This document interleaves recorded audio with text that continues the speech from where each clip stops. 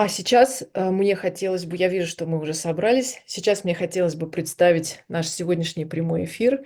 И в прямом эфире мой коллега, а, я являюсь научным редактором книг Михаэля Леврика, которые издаются на русском языке, и мне очень приятно представить Михаэля сегодня с нами вживую. Мы решили поговорить сегодня с Михаэлем о работе будущего, о том, как меняются процессы создания инноваций сейчас. И совсем недавно, когда мы встречались, мы говорили о том, какова роль искусственного интеллекта в рабочих процессах будущего сейчас. Займет ли он какую-то доминирующую позицию, останется ли искусственный интеллект нашим копилотом, да, нашим коллегой, нашим партнером, младшим помощником или стажером в нашей работе, или займет доминирующую позицию здесь. Что происходит сейчас? Михаил сейчас работает над новой книгой «Design Thinking for Humanity», дизайн-мышления для человечества, для гуманитарной повестки, если можно так сказать. И я очень надеюсь, что сегодня приоткроет как раз идеи, завесу над мыслями, которые подвигли его к созданию этой книги. Я сейчас переключусь на английский язык и дам слово Михаилу Леврику. Но у вас будет возможность включить субтитры, и моя коллега Анастасия сейчас в чате напишет, как вы можете включить субтитры для того, чтобы слушать английский язык и смотреть подстрочник, который помогает нам как раз искусственный агент искусственного интеллекта Zoom выводить в онлайне. Такой копилот-переводчик сегодня будет с нами. So, Michael, I'm finalizing my local language version of your presentation, and I would like to hand over the speech and the presentation to you. We'll be happy to welcome you today with the Future of Work series. And it is really honorable for all of us and very, very much interesting to open up a window to the world practices and to the thoughts which lead you and guide you to the new books. Because recently we talked to you about the topics and the objectives of the new books, and it's really fascinating that how artificial intelligence will impact the future of work and the future of innovation creation processes.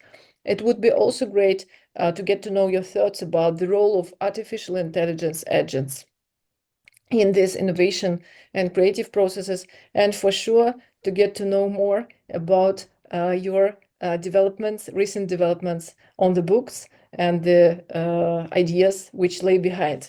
So I'm stopping the translation of my presentation and will give it over to you. Please, the stage is yours. Okay, thank you very much, and thank you very much for inviting me. I think it's really a pleasure to reconnect and also to share a little bit what is happening on our side. Let me put this a little bit bigger here so that you can see what I have prepared. We have only like 30 minutes, for content sharing, and hopefully we get a lot of good questions. I'd just like to trigger a couple of things with my presentations, and hopefully this is enough food for thought, and then we can have a nice discussion about and go a little bit deeper about what is happening at the moment with regard to future of work and also artificial intelligence. The first thing, of course, I like to share, because there are two perspectives on the topic at the moment. The first one is really how to integrate data and AI in our design thinking and innovation work. So how are we going to use machine learning, how we use Gen AI, how we use agents over the entire design cycle, over the double diamond, and how we have a more efficient and more effective system in the end of creating new products, services, and experiences.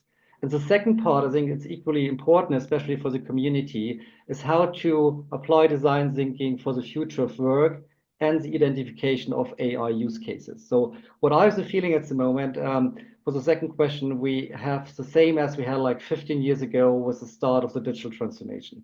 People were lost. People did not really know how to go deeper about digital. And we have the same feeling now with AI. And design thinking is really powerful of having a good understanding about the feelings, about the process, about the tasks, about how to collaborate. And with this kind of knowledge we can get out to design thinking, it's much easier to create good use cases for artificial intelligence, for generative AI, or also for agentic AI, what is also one of my topics today. So this is a little bit kind of what I have prepared today. And then, of course, I'm in the Swiss Alps. That's quite nice. And we're running a 1-week boot camp, and we have around 30 participants. And this 1-week boot camp is really focusing on understanding the entire design thinking cycle. So we are right here in the middle of the Alps. This picture was taken here during lunchtime, and it's nice. We have 5 days of sunshine. It's good skiing conditions, and actually a pity sitting in the workshop setting. But what we're trying to do, we're trying to solve problems here for the communities, basically for the skiing area. So we have been out, say, now interviewing people, making vacation here. We have been spoken to the local population, trying to figure out how we can help with our design thinking boot camp to bring, for example, more tourists, to make it more sustainable, and many other things during this week. So that's quite nice setting. And hopefully maybe next time, is also opportunity again that you're coming to Switzerland and you're also enjoying with me together one of our boot camps here in the Swiss Alps. This would be nice, to have also kind of an international community here. So for myself, I think we did already a nice introduction about my person. You probably know these books out there around design thinking, business ecosystems design, and also the toolbox, which really became kind of a standard. A lot of universities and academic institutions for having design thinking in an easy to understand way with like templates and a step-by-step process of knowing how to use these tools. And at the moment, as mentioned before, I'm working on a new book called Design Thinking for Humanity. And this is a topic I have been doing research and working with different experts globally for the last 5 years. And I've really the feeling it's a good timing for this book because I have kind of the idea and also the hope that the innovation and design community can also create much more impact for our global situation and also for a more sustainable future. And that's the reason why we're putting these things together. And just as a kind of snapshot, what's coming along in this book, we're trying to combine 2 lenses. Of course, we're starting with design thinking. We're looking into behavioral science, behavioral change. We're looking into system thinking and the long view, how we can make big impact and change. And of course, we're looking into exponential technologies. And of course, one of the exponential technologies we're talking as well today is artificial intelligence, which we're coming together with like 4 lenses of creating a different future, maybe a better future out of this new toolkit we're putting together. And of course, it's building up on the design thinking mindset we have been practicing for over 60 years, but this is kind of really specific kind of idea of bringing different disciplines together to create impact. So the content today is basically on 2 books. One you're probably already familiar with, Design Thinking and Innovation Metrics. In this book, we have been looking how we can use design thinking, for example, to create AI use cases. And I just published a couple of months ago a new book called AI and Innovation. And this book was really focusing on Gen AI, so how we can use generative AI over the entire design cycle, how AI is putting us into the position to bring up totally new experiences, to come up with new products. And of course, my focus always kind of the innovation part. So we have a lot of examples from companies where we have been collaborating with and trying to put like different AI models, different machine learning opportunities into the entire process. And this was kind of a reflection from what we have learned in our company projects, especially over the last 2 years with the hype around generative AI. But my history back to big data analytics, machine learning is even longer. So we also have been reflecting about our journey of having the appropriate data, looking into how machine learning can help, also the early stage of chatbots, and how we're gonna create now the next level of experiences in creating a nice combination of AI and innovation. There are 2 web pages, so hopefully you can access them. I put some just, so one is design metrics, and the other one is AI and innovation. Also, you can find a lot of templates just to remember you. All of them you can download for free. There's always kind of the basic template for free and the premium template. So if you go to the web page, you basically download the basic template and you get a lot of kind of the material I'm presenting today also in these templates. And they're kind of smaller tools like a self-assessment for exponential change, but also kind of tools to have like an impact implementation metrics for AI use cases. And of course, all of them are quite helpful if you're running a workshop and you need methodology. Then again, as we do it always in design thinking, you have to adapt these tools a little bit to the setting, but it's a good starting point to have the appropriate questions and start collaborating with your teams on these challenges. There's another thing I just like to put up front. We have been also creating our own Gen AI tool. It's a small language model based on the book. So we have been training one model on the design thinking toolbox and design thinking playbook. And we were really looking into that we have the right terms, that we're using the same sequence as we used in our templates, for example, designing a persona or having the empathy map. And this tool follows exactly the design thinking process. It's recommending different tools and methodologies over the process, but also giving you examples. So if you're asking, what is a problem statement? It's like talking to me. It gives you an answer about the problem statement. But also if you're asking for a good problem statement or how might we question for a specific situation, it gives you an example. And again, it's a language model. It's quite nice because it follows the appropriate structure, but then you have to validate, and see what is really behind. But it's kind of a nice coaching tool and giving you basically the content from the book. And there's 3 axes for the design thinking assistant, and there's 3 axes for business ecosystem design. And then, of course, we have now advanced versions for enterprises. And in these versions, we have also automation APIs that you can fill out automatically the templates, that you can transfer them into any online board, and also have a feedback loop of knowledge from your interviews, from your interaction, from prototyping, feedbacks into the template again, and feedback into the model. But these things are really customized and for our clients. But it's the basic tools, you have free access. It's nice to play with and also gives you a good understanding about how Gen AI might work over the entire design cycle as a teaching tool. Then on the other hand, we have that's the tool. There's also the link. You can also go directly with your smartphone and have access to the tool. So the first question we have was really how AI-driven transformations are reshaping a little bit the way how we develop products, services, and experiences. And this was one of the questions I got up front. Say, Michael, can you talk a little bit how this transformation is really happening? And there's probably kind of a lot of content we could speak, not only for 30 minutes, but we could speak like for a full day about how the impact is of this transformation. But the first thing I like to share, and this is also out of the book Design Thinking Innovation Metrics, what I see at the moment, and I call it the fusion of disciplines, that a lot of things are coming together to create much better experiences, products, and services.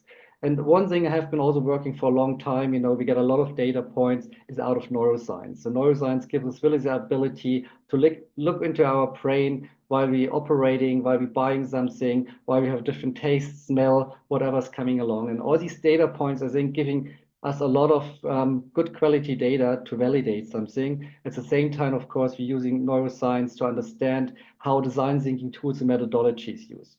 On the other hand, of course, AI and machine learning, I put always both things because a lot of cases we see is still machine learning, has nothing to do with AI. But of course, it's leading to AI as you have already kind of a good understanding how the data is structured, how something is related to something else to get something out. And of course, the whole discipline of data science is really helping to understand the data of quality, but also to build our models. So in the end of the day, with data science, you have math, and everything is coming together a little bit to create the next experience in creating experiences.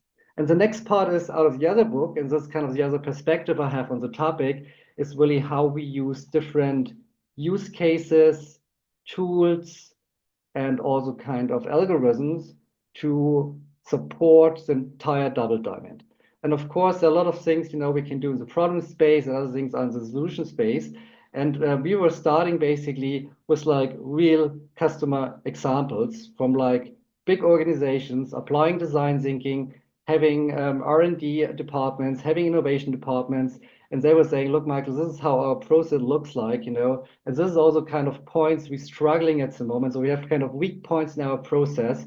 And on the other hand, we have a lot of data points. So at one company, for example, they had a big team creating insights. They had like 10 people sitting there to just were looking into like insights from customers, from behavioral science, putting all these kind of research together of understanding good point of views, good starting points of creating better experiences. And then, of course, this is kind of a starting point, saying, well, it's a knowledge base, we like to connect the dots, we like to use this kind of knowledge of starting the design process, but also having a feedback loop coming back into the process from your validation, whatever you build, what the customer is basically using in the end, and how this then reflecting and validating the entire engine and the starting point of creating these kind of insights. And that's basically how we looked into all these companies we have been working with over the last 2 years and putting this kind of knowledge and ideas into the book AI and Innovation. I will go a little bit deeper about how we're going to do this later, because I think it's also quite nice to share, what is our starting point usually at companies to start understanding what kind of use cases they might need.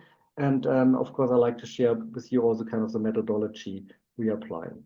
Then, of course, the second part is really about how AI is affecting collaboration and the culture at work. And this kind of is quite important. And here is what I was just saying, what is kind of the model, our mental model of looking into AI over the entire innovation engine. And the first part is really kind of what I mentioned before from this client about discovering the unknowns. There is a foundation of insights. And this kind of is a knowledge base, giving a lot of validation about what we design later. So what we have been using is kind of a double diamond within the double diamond. So basically what you see on the upper level is a regular double diamond we're going to use. We have the problem space and the solution space. And then we're opening up this model and saying before we start even the process, there's a lot of data and knowledge from insights, we can collect. We can start a journey, we can validate, we can have collaborations between insights. And this was kind of the original idea of having good data over the entire design cycle, because that's the biggest problem in most of the projects we're using artificial intelligence and data is the data quality. Because you can run a model, you can have an algorithm, but if you have poor data quality, of course, the outcomes are not as good as you have good data quality. So our effort was in many projects, first of all, have a good understanding about the data, validate the data, and then of course having also kind of mechanism to share knowledge over the entire process. And a lot of companies we're collaborating with, they're really weak on the data part, and they're also really weak on the knowledge sharing part. And at the same time, the next challenge is that a lot of people living the design process on a totally different level. And some people leave out steps, other people, have a different terms and meaning for things. And this is usually kind of also something we have to consider. We need the same understanding, the same language, and the same process model to make AI happening over the entire cycle, because otherwise it's really confusing and people might using the wrong tools, the wrong prompts, and also the wrong data parts over the entire cycle. So many times we were reflecting, first of all, has everyone the same understanding of the process? We're looking into what kind of data we have. We're looking also into what kind of the weak points over the entire process, where we have like breaks in sharing data points and sharing information. And this was kind of the first exercise, because before we thought and thinking about AI or any kind of data we were applying over the entire process.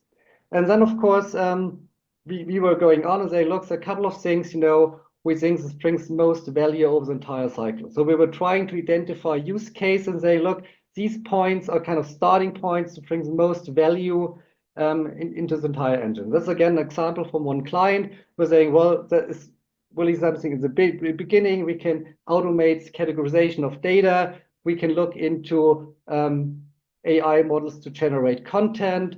We can use AI to create point of views, because those companies especially have a problem in creating good point of views. And then, of course, in the end of the day, we're also looking how we collect the knowledge, and feed it back into the entire knowledge base of insight, what was the starting point, and also kind of the knowledge idea behind of collecting everything out of prototypes they have been creating. So this is kind of a nice example how these things go. And then, of course, one of the tools we have been using, because this was also quite important for the client part, AI is always a big investment.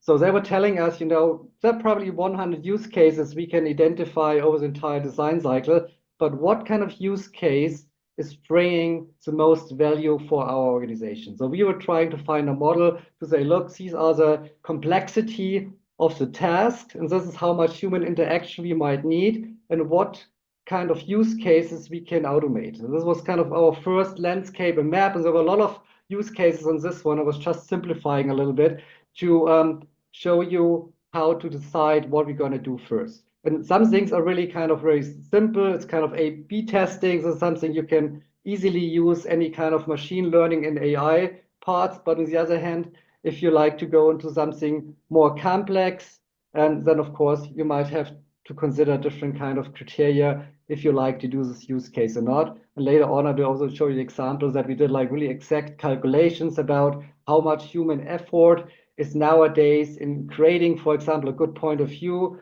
and how much we can save with automation, because in the end of the day, all AI use cases are investments, and we have to identify somehow the return on investment, because otherwise it's really hard to get the funding for more automation and running more AI within the organization.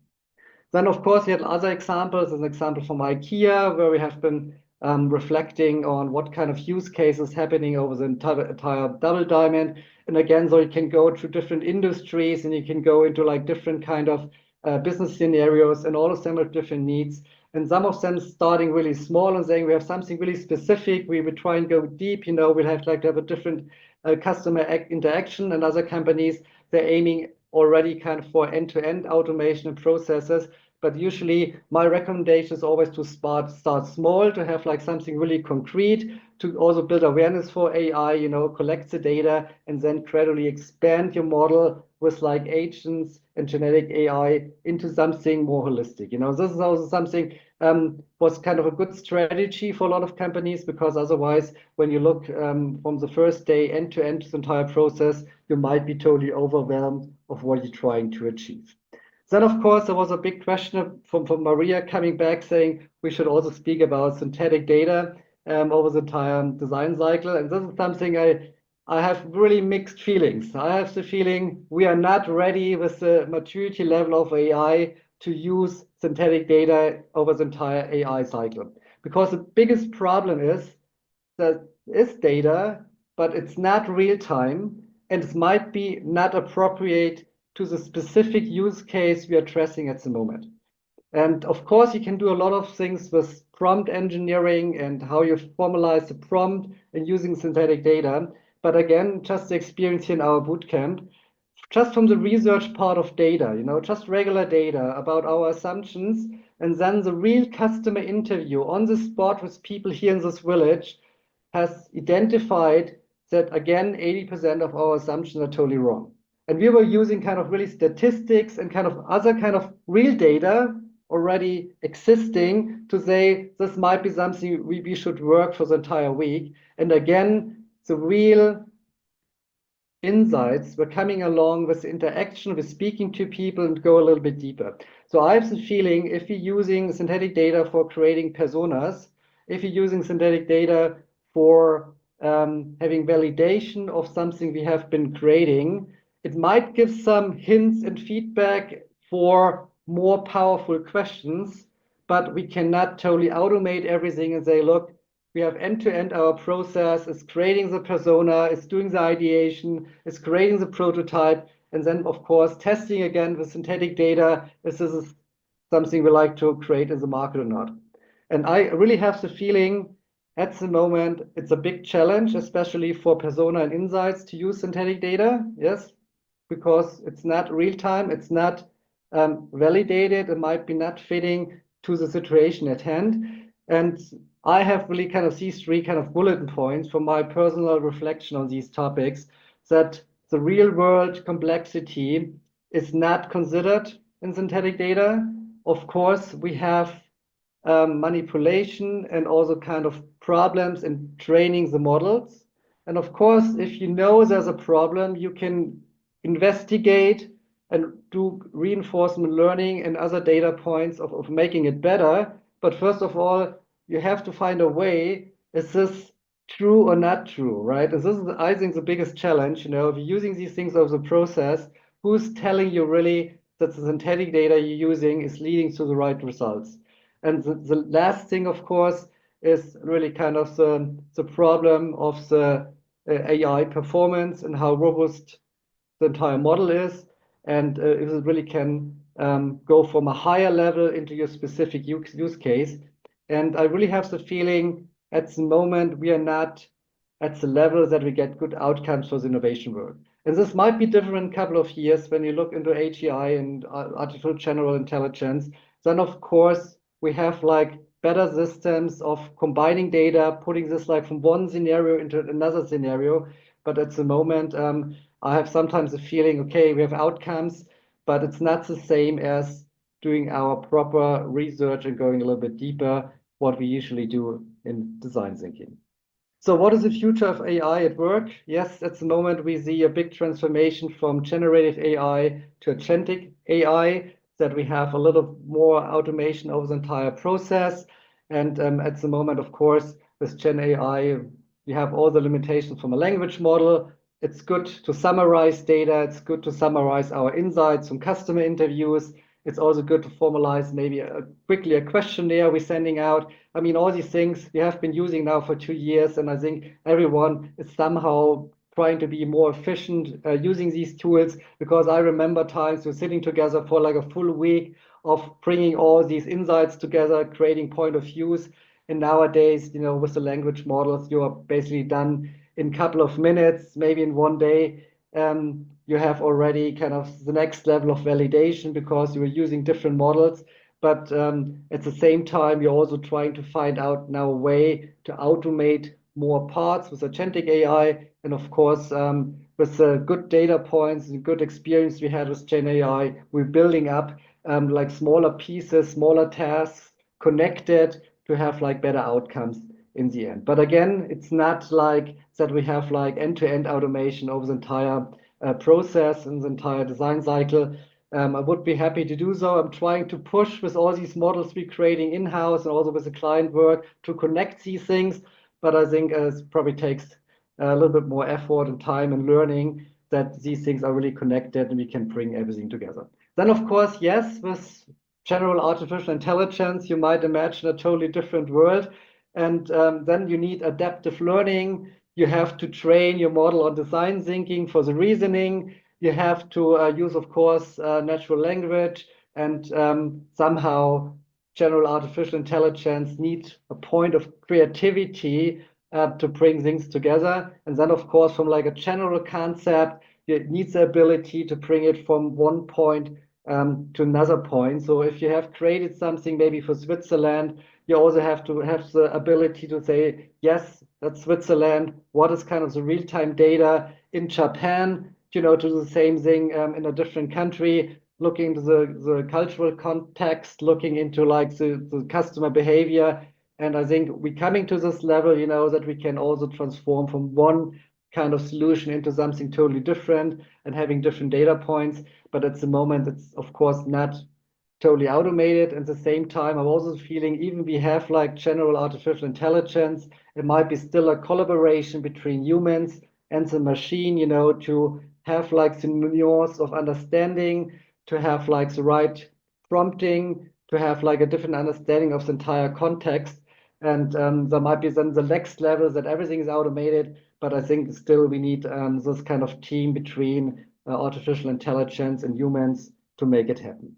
And then, of course, as a last point, how I usually structure these things to identify the use cases. We have like 4 steps we usually do. First of all, it's really kind of the application fields over the double diamond, where you think we can have like more data points, or already good data points to apply AI. Then we select a couple of use cases. Then we see how the data is linked to AI to create something. We do prototypes with ChatGPTs and customized ChatGPTs. And then, of course, we're trying to figure out which kind of investments we're going to take, to make it more automated. And there's a couple of tools, we're going to use, double diamond, and see what is kind of the process and what kind of challenges we have. We, of course, using how might we questions and look which kind of cases have like more efficiency gains and more, which kind of cases we have like with gains in effectiveness and getting better outcomes over the entire cycle.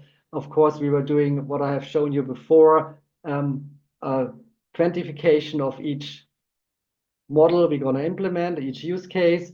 And then finally, we also make our calculation. That's a calculation, for example, I mentioned before, for the point of view, saying what is the saving of AI. And then, of course, we have the time savings against the human interaction. And then here, for example, you have like a potential saving over the entire year or 1 month or 1 day, depends a little bit on the scope and the size of your organization for a specific use case. And then, of course, with this argumentation, we usually say, well, it makes sense to get better data quality. It makes sense for more testing. It makes sense really to have like AI-enabled tasks or like mini process steps over the entire design cycle. So, and then, of course, other templates out of the book. Of course, data is always quite relevant. And then we're looking into like the data source. We're looking which kind of data we have to buy. Maybe we have to collaborate with other departments. So again, the data part is always kind of the starting point of creating better AI solutions. And also from all the projects we did, usually data was the missing point. So we had data, but it was not, we didn't have access or it was not the right quality. So a lot of companies didn't do the homework over the last 15 years when it comes to data analytics. And now most of them really have to do the homeworks to go into automation and AI. And again, I think I think it's really hard to get the quality out of AI you're aiming for. Yeah, that was kind of my ideas and thoughts from a large topic around artificial intelligence, just to share a little bit, what we do at clients, and how I personally see the world at the moment when it comes to like automation and AI, and also how to use language models. And I'm really happy now to get your questions, because I just teased a couple of things, and hopefully we get good questions, to go deeper about the topic. Thank you so much, Michael. It was very inspiring and very deep dive into answering our questions. Thank you for being so precise with the topic of our meeting today and for uncovering your thoughts and ideas and also schematics behind your thoughts, because this is what we call design thinking. We see the thinking and we do what we think, right? It is exactly. Yes, it is joining together of thinking and doing. Thank you so much. And thank you very much for sharing your materials and all the toolboxes. We all, I think, together at this meeting and worldwide, you have millions of readers, I believe. Would like to thank you for your contribution into the design thinking development and into the way of thinking at all, because you do some very forward thinking things, and what you showed today is definitely some new steps into the human-centered design and development. And I would like to ask everyone who is participating today at this Zoom link meeting and also at our broadcast, at our translation places, please ask Michael questions. Please put your questions into the chat here, and we'd be happy to ask Michael. Yes, and there is one question already in the chat, and it is in English. Will be slides available for us? I have an answer. Michael already shared toolboxes, which you might download and just go through the links, and they will be also a recorded translation of this meeting. Будет трансляция, будет запись, и вы сможете пересмотреть запись и перейти как раз по ссылочкам для того, чтобы увидеть и слайды, которые показывал Майкл, и пойти по материалам, по ссылочкам, чтобы вы их не потеряли. So I answered the questions for you, Michael, because this I'm also happy, if there's a possibility to share these slides, I can definitely make a PDF out of it, send it back to you, and you can share it with the community or provide a link to download everything. I definitely, that's actually the reason why we collaborate and how we show everything to share the knowledge. And of course, I'm also happy about feedback. If you have use cases, have kind of new ideas, how to automate over the entire design cycle, please come back to me. I'm also happy to collaborate and look and work with you on these use cases, because there's so much potential, and we are limited in our resources to tackle everything possible at the moment. Thank you, Michael. Another question is about what's the main difficulties on your way in current stage? What are the main difficulties? I think the biggest problem is the wrong perception about artificial intelligence. And we were starting to interview people in companies saying, what do you think is the value? What do you like to get out of AI? And people are coming back and saying, well, they do all the strategy work for us. They do the forecast about our sales. They're creating new products and services for us. So they really the feelings out there that AI is so magic in taking over all these difficult tasks. And I can tell you, this is not possible at the moment. So AI can support you in clustering data. It can support you in creating decisions, but it's not automating your entire work. And I think we had then we asked people about use cases, and they're creating Excel sheets, spreadsheets, with a lot of kind of cases, and 80% of them were not possible at the moment. So we were going back to saying, look, this is possible at the moment with customized ChatGPTs. This is possible with Gen AI. This is possible with machine learning. This is possible with the next level of AI where you have a little bit more automation. But we can help you with these kind of smaller tasks at the moment, but we can't run your end-to-end, your strategy work for the entire organization. And this is also something that we have to educate people about what is possible at the moment, and then of course helping them to utilize the entire possibilities of AI at the moment, learning, doing these things, and then of course they might be also ready for the next level of implementing AI solutions. There is another question from Nikita. He's asking whether there are any assumptions of yours that AI might provide better predictions on human behavior than what we get from research with real people. The question is, what do you think about AI synthetic personas, synthetic data that told us, and probability? Do you think they're real? But you think you mentioned it in your presentation, but maybe I'm a little bit careful. Maybe I'm not trusting already, everything coming out of artificial intelligence. And we know this kind of problem. If you're asking specific questions, you're not always getting the full picture. And it's also sometimes influenced by the organization, it's influenced by the country you're in, it's influenced by the company creating the bigger model. So I would just be a little bit careful about, and questioning always, is everything true? And for me, I have been working already 15 years with data analytics over design thinking. We were combining in the hybrid model, having data analytics and design thinking, of having more and better validated facts, over the entire cycle. And of course, I'm using data, I'm trusting data. But when it comes to AI and synthetic data, I think we really have to make a tick box, is this kind of the latest data? Is this also relevant for my region? Is this relevant for my specific use case? And then, of course, I think critical thinking over every AI use case, it's important. But you as a design thinker, you know how to do critical thinking, asking the right questions. And with this mindset, I think we can challenge AI, and it's over time, maybe it's getting better. We're building more trust. And one day, we might totally depending and trusting on the outcomes. But at the moment, I would just be careful and double check, is everything kind of in the right way? And then over time, it might be changing. It's the same like when you go back in history, going to any kind of elevator, there was the lift boy standing next to it. Nowadays, there's no lift boy. You're just entering the elevator and going up. The same is with all these kind of digital tools. We might be a little bit kind of biased, tricky in the beginning, but over time, this is kind of really a good outcome. We're building up more trust, and then finally we might have models, creating even better outcomes than any kind of research we can do on our own basis. Another question, Michael. Aren't you afraid that somehow and sometime we won't be training artificial intelligence, but artificial intelligence will shape us and frame us in our minds and thoughts and will become AI-centric, the phrase from the question. What do you think? Aren't you afraid? Well, I have a kind of a really optimistic picture about the future, and I'm always thinking we can design everything to the better good. So it's our responsibility is that we design models, going in the right direction. We still have everything under control, and we still kind of empower of what we create.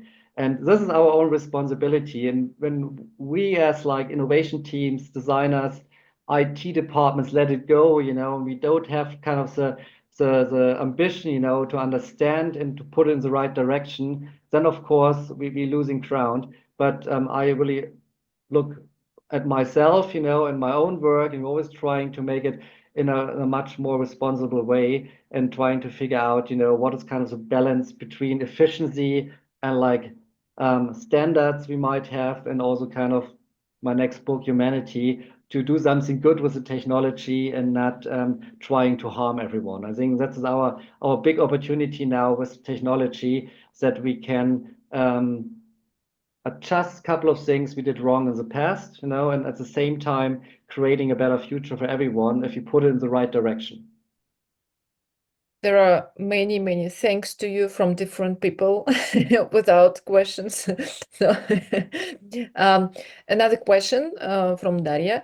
Could you please give an example of best use case where AI is doing better than people in design and research area? Maybe you gave it early in your presentation, but I don't catch it up. So basically everything when it comes to like processing data or information in a really kind of most efficient way. So for example, when we're collecting insights, it's one of my examples. We have usually a lot of insights, and then that's really hard to bring everything on a summary, to bring it again to the teams. And we're using it now heavily to distribute information to the teams, to create like a different point of views, and having a good starting point in the beginning of the design cycle, or between when we have collected insights. At the same time, we're using, of course, artificial intelligence to have a quicker way of understanding when we do prototypes. So what is the feedback? We get also other data points. So for example, I was mentioning neuroscience, we have like a smaller kind of boxes, like laboratory environment, where we measure kind of smell, when we measure like noise, when we measure kind of different kind of environmental situations when it comes to the use of a product or service. And this is also kind of data, we can easily now process over AI to cluster the information, to compare with different scenarios.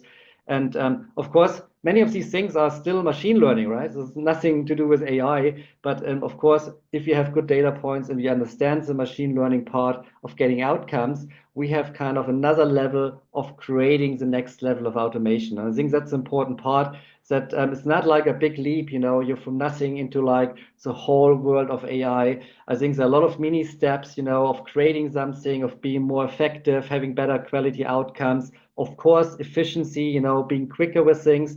And then hopefully my understanding or my hope is that we somehow connect all these dots, all these mini use cases we have in the moment, and then having kind of a whole platform within companies of creating better outcomes.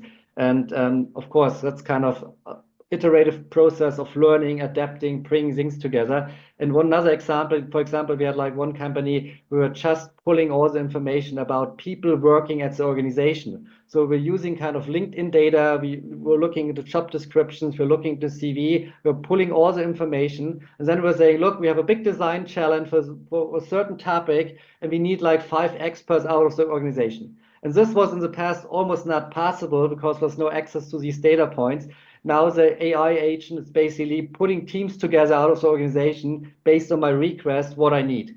And if you have a large organization with like 10, 20, 50, 100,000 employees, this gives you immediately access to people you have not thought about before. Because usually now when we work in organizations, we have like people in our minds, they know I worked with like Igor last week, and I know like someone else, Alexander from our last project, and then how you pull teams together, and now I think with AI we get support at least to identify people, to look into skills, and my prompt is basically triggering what kind of people we can contact out of one organization to collaborate. So I think it's a lot of smaller things like how we work, how we collaborate. There are other things about making the process better, and in the end of the day, we will come to a certain point that everything is connected, right? And we have kind of more and more effective and efficient way of generating products, services, or experiences. Thank you so much, Michael. A lot of think about after your input. There is another question for you, and the question is connected to the effectiveness of applying AI at some stage of design thinking process. The question is about whether some stage of the design thinking process does benefit from artificial intelligence more than others. Maybe you have some calculations or metricity or indication about it, or just your feeling. So in general, what I can give to everyone, what is the best metrics of measuring the impact of artificial intelligence? And I have the feeling the best measurement is how often people are using tools, how often they're using AI agents we have been creating, and what is the kind of the usage of these things over the entire process. That's the only way how you can measure at the moment, because if you start to measure time or kind of impact on the savings when it comes to the efficiency part or the better product outcome, this might take a long time to measure these things. So many times when you put something together, we say, look, we have a nice tool to cluster research information or research data from like papers, and then we have like maybe 10, 20, 50 people working with these papers, with research papers within one organization. We're measuring how many people use the AI tool to support their work, and how often do they use the tool, and then basically we have kind of a nice starting point of saying, look, this tool is used very heavily, and there's probably a lot of impact out of this tool, because otherwise people would not use the tool. That's kind of a first metrics. And then, of course, over the long run, we will see also the impact. But I think it's too short, because a lot of use cases you have been creating over the last 2 years, they're now in the rollout phase, they're now tested, they're now improved over time, and I don't think we have any kind of precise measurements right now. What is really the impact for the innovation work? Because sometimes the cycle is only 6 months, but sometimes we have organizations, especially in pharma, and the cycle is like 5 years, 6 years, 7 years until something we see in the market. And then, of course, it's really hard to say what was now the impact of AI over the entire cycle. So I think we have to wait a little bit that we go into like this back mirror and see what was happening and what was really the impact around creating these AI use cases. Thank you so much, Michael. And the question from me, new things coming into our life, and artificial intelligence is not only coming, but doing a lot together with us as an agent or as a generative force. Which kind of skills, meta competences, some new things we should nurture and we should develop within ourselves or within our teams? Do you see some change in the competences we have to develop now? Mm-hmm. So I think the most important part is really to understand the cause and effect of things. So, right, really going a little bit deeper about what is the problem to solve.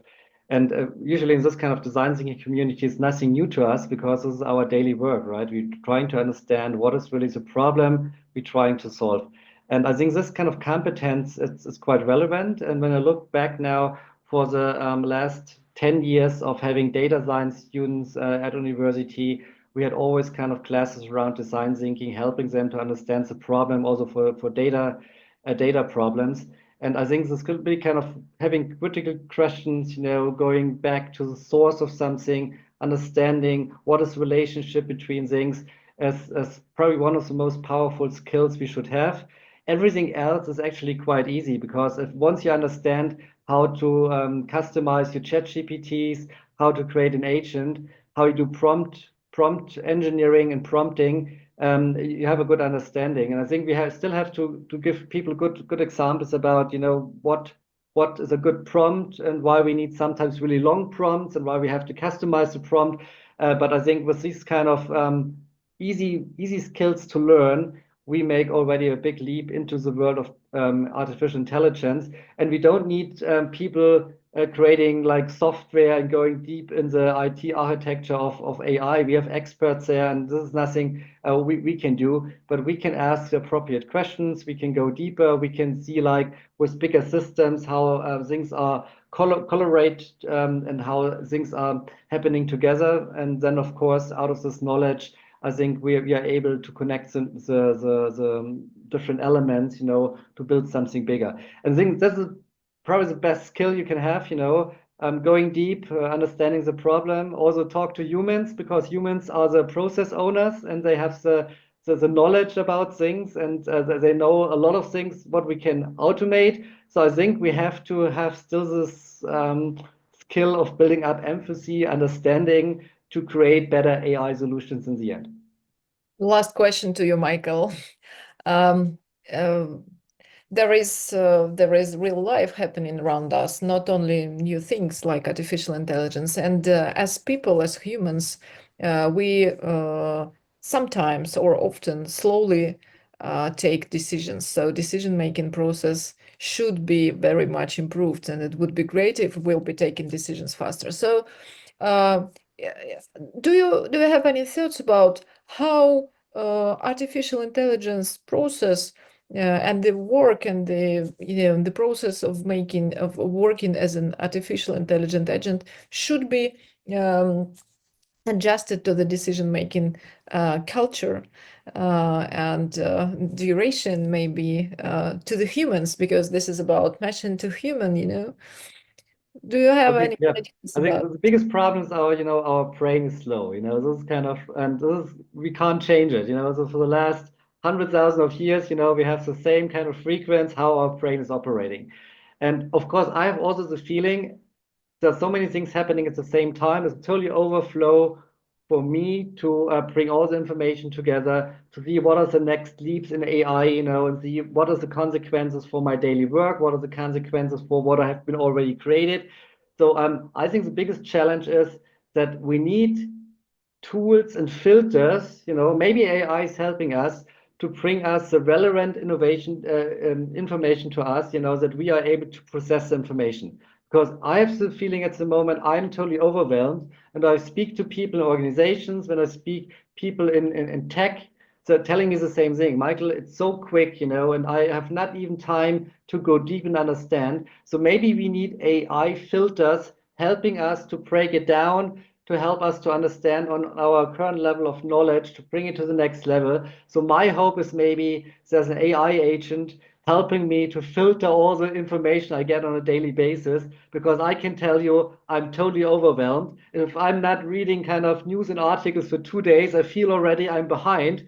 So that's my hope, that we get something helping me to find into all the overflow of information and putting things out at a certain level of relevance for me, so that I can work with it. Thank you so much, Michael. It was a very inspiring meeting and a lot of food for thought for our further developments and our moving ahead. Thank you so much for participation. And I would like to invite all of you, друзья, я хочу пригласить вас присоединиться к телеграм-каналу Центра дизайн-мышления, если вы еще не с нами. Мы будем обязательно делиться ссылочкой на материалы, которые показывал сегодня Майкл, и методические материалы. Мы обязательно переведем их, положим в нашу библиотеку, и вы, конечно же, увидите у нас их на сайте и сможете воспользоваться ими. Поэтому я приглашаю вас не терять с нами связь и быть с нами в телеграм-канале. Напоминаю, что 22 марта стартует международная сертификационная программа «Уровни практик» и «Уровни тренер». По QR-кодам вы сможете перейти и по ссылочкам на сайт присоединиться к этим программам для того, чтобы быть в курсе того, что происходит, получить свой международный сертификат, свидетельство государственного образца о повышении квалификации Российской Федерации и сделать следующий шаг, инвестицию серьезную в свои знания и в свой опыт. Будем очень рады оставаться с вами на связи. Thank you, Michael, again. It was very inspiring. We'll be sharing your tools, we'll be sharing your materials among our community and at all of our places on the internet and in social media. It would be great to follow you, and thank you for sharing your links. And have a very inspiring, intensive course at the Swiss Alps, and let it be that sunny and fruitful altogether about artificial intelligence and the nice people, the group of nice people you have an event with. So, thank you, Michael. Okay, thank you very much for having, and we're having a nice dinner now, traditional food here in the Swiss Alps, and that's the best part, also the human side of having people together, a nice dinner, a good bottle of wine, and I really enjoy, also being here, and have not only AI, but also the human interaction. So thank you very much for having me, and hopefully we see each other soon, maybe here in Switzerland or somewhere else in this world. We hope to welcome you at the Design Thinking Center in a couple of months or a number of months, and I hope that those who will be participating at this meetup today will join you at some offline event. Let's fingers crossed for it. Thank you, Michael, for joining and for accepting our invitation. Bye-bye, and have a great week ahead. Thank you. Bye-bye.